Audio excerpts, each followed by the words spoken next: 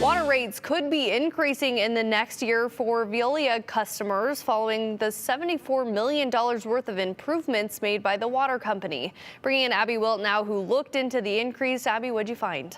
Hunter, Veolia made a significant amount of investments, and now they're asking the Idaho Public Utilities Commission to approve a rate increase to make that money back.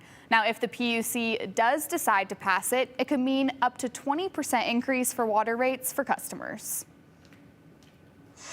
We have an obligation to provide water to everyone every single day.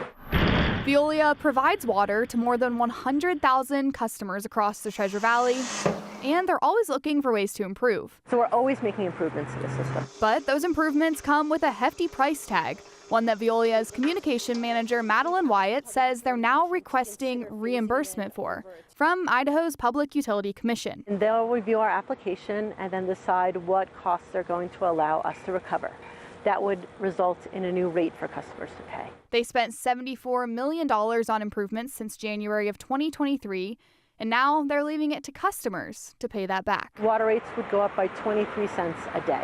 If the PUC passes Veolia's filing, residential customers would pay 23 more cents a day, or $6.77 more per month. The money has to come from somewhere. Commercial businesses would pay $24.63 more a month, but Veolia is proposing a 2-year phase-in approach, so rates wouldn't go up all at once. Whatever amount the Public Utility Commission decides we can recover would be phased in over 2 years. And even if this doesn't pass, customers would still feel the benefits. Regardless, the money has already been invested in the system. But Wyatt says it's more future thinking now. So if they want to be able to keep making improvements, they need to make money back somehow. Veolia wants to be able to continue to invest in the system. We have to be able to recoup some funds.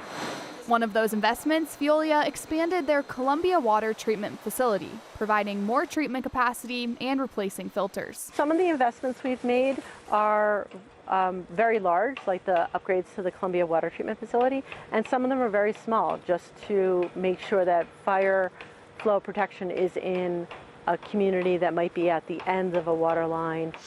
Wyatt says small or large, Veolia has to be able to provide safe water to the Treasure Valley. No matter what the time is, no matter what fire is going on, we have to be prepared to meet any fire emergency, any resiliency emergency. We've got to be able to provide water. It'll take the PUC several months to decide, and if the public wants to comment, they can file comments on the Commission's website. We'll, of course, have that link on our website at ktvb.com. And Hunter, the other interesting part about this was in Idaho, if you are requesting money from the PUC, you actually you make the money, you do the investments first. So in Veolia's case, you make the investment, then you come back and ask. Whereas in other states, you could come to the PUC first, ask for those investments, and then decide what investments you're actually going to make. So it will be interesting to see what comes out of this. Kind of a little backwards in a way, you could say, right? Okay, good to know. Thank you, Abby.